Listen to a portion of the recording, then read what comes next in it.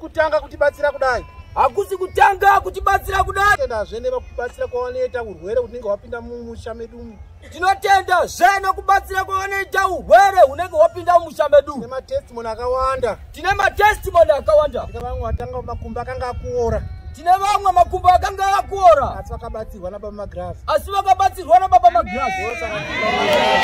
Vakadzi nababa vambogara pano for 2 to 3 days. Vakadzi nababa vambogara pano for 2 to 3 days. Vane zvishamiso zvavakatitaurira. Vane zvishamiso zvavakatitaurira. Tikati muri kuti kudiko? Tikati muri kuti kudiko? Ati mwana akanga asingachatauri kana kudii asabatsirwa akufamba. Zvikadzi mwana akanga asingachatauri asi abatsirwa akufamba. Kare nekare. Kubvira kare nekare. Uyu mutumwa. Uyu mutumwa uyu.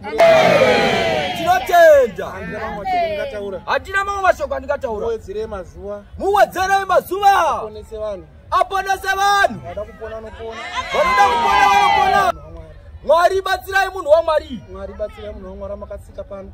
Mwari batsirai munhu waMwari wamakasika pano. Tinotenda nemazwi iwayo. Tinotenda nemazwi iwayo. Maita basa. Pakati pedu. Makereke mazhinji akatikomberedza pakati pedu. Asi hatina kubvira tambodedzwa. Asi hatina kubvira tambodedzwa. Kunzi uyai mutambire zvakadai. Kunzi uyai mutambire zvakadai. Toda kungoti ngaropafadzwe. Kunyange nemudzimai wake. Kunyange nemudzimai wake. Tamuona asimudzwa. Tamuona asimudzwa. Toti mwanangu ramba wakadaro. Toti mwana wangu ramba wakadaro. Chete. Usaitira isusu chete. Kunyange kwese kwaunoenda. Kunyange kwese kwaunoenda. Enda unoita saizvozvo. Enda unoita saizvozvo. Amen. Toda kukutenda hii. Nezita raJesu. Amen. Nezita raJesu. Amen.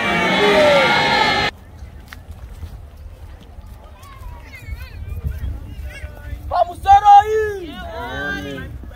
Madzibaba. Na ishe wedu. Tiri kukutendai. Yesu matitira. Pana baba wakauya wakati gogo. Vari pano. Wakati gogo muri kurwara. Uyai kwa magirazi. Murapwe munopora.